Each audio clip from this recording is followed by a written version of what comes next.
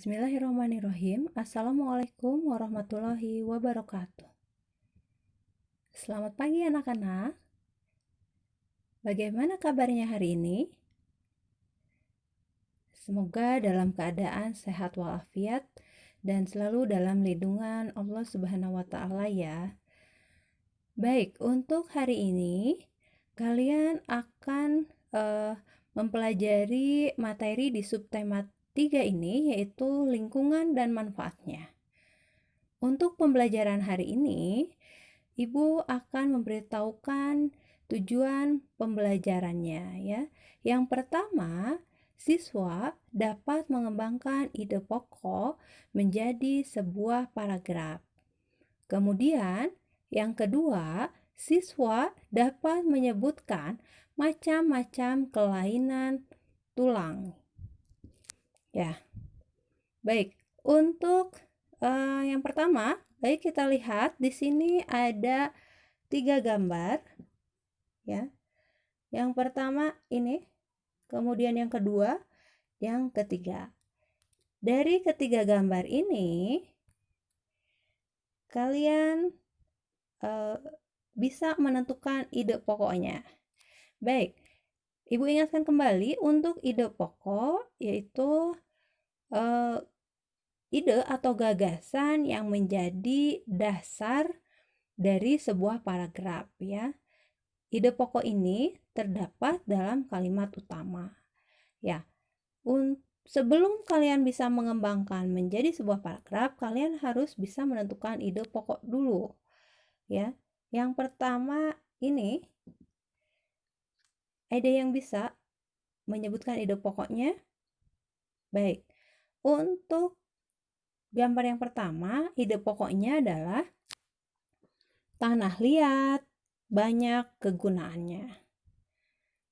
Ya, kemudian yang kedua, proses pembuatan gerabah dari tanah liat.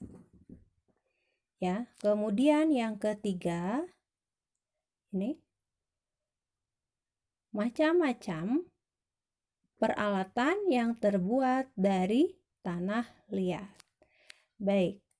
Nah, nanti kalian akan ditugaskan untuk mengembangkan ide pokok dari ketiga gambar ini menjadi masing-masing satu paragraf ya. Baik, bagaimana yang harus kalian lakukan? Baik, kita lihat di gambar berikutnya ya. Nah, ini ayo berlatih. Jadi kalian bisa menentukan ide pokok dari sebuah tadi gambar ya. Kemudian kembangkan masing-masing ide pokok tersebut menjadi sebuah paragraf.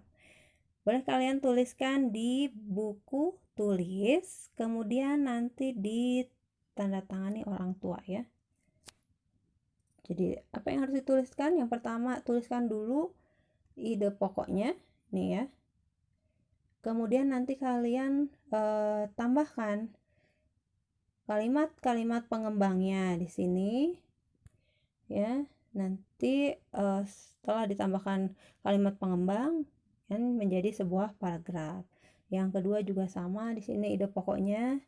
Kemudian di sini kalian tambahkan juga dengan kalimat pengembang lainnya ya. Kemudian yang ketiga juga sama, nanti kalian tuliskan kalimat pengembang lainnya. Ya, paham sampai sini? Baik. Selamat mengerjakan ya. Untuk materi yang kedua, di sini adalah ada berbagai macam kelainan pada organ gerak pasif atau tulang. Untuk yang pertama, di sini ada fraktura atau patah tulang ya, di mana diakibatkan oleh kecelakaan, baik itu kecelakaan kendaraan bermotor ataupun jatuh. Jadi fraktura ini dibedakan menjadi dua, ada fraktura yang tertutup dan fraktura yang terbuka. Untuk fraktura yang tertutup, patah tulang yang tidak sampai merobek kulit atau otot. Sedangkan untuk fraktura yang terbuka, yaitu patah tulang yang merobek atau menembus tulang otot. Kemudian yang kedua adalah osteoporosis, yaitu kelainan pada tulang yang disebabkan karena adanya pengeroposan tulang. Ya, hal ini karena tubuh sudah tidak mampu lagi menyerap dan menggunakan kalsium secara normal, ya. Kemudian yang ketiga, fisura atau retak tulang. Kelainan tulang yang menimbulkan keretakan pada tulang akibat kecelakaan. Kemudian lordosis, skoliosis, dan kifosis itu adalah kelainan tulang yang diakibatkan oleh sikap duduk yang salah. Yang pertama itu lordosis, di mana sikap duduk yang salahnya mengakibatkan tulang belakang melengkung pada daerah lumbalis, ya. Lumbalis itu bagian dari tulang belakang, ya. Hal ini akan mengakibatkan posisi kepala tertarik ke belakang. Kemudian skoliosis, ya. Skoliosis yaitu kelainan tulang karena sikap duduk yang salah sehingga tulang belakang melengkung ke arah samping. Hal ini akan menyebabkan badan akan bengkok membentuk huruf S. Kemudian yang terakhir, kifosis, yaitu kelainan tulang karena sikap duduk membungkuk sehingga tulang belakang membengkok ke belakang. Nah, sampai di sini mudah-mudahan bisa dipahami ya. Baik, sampai sini materi untuk hari ini. Semoga kalian bisa memahaminya, kemudian tetap semangat dalam belajar. Dan tetap semangat untuk mengerjakan soal-soal yang ada di dalam modul, ya. Kalian kerjakan dengan baik dan benar ya. Tetap semangat dan tetap lakukan perilaku hidup bersih dan sehat ya.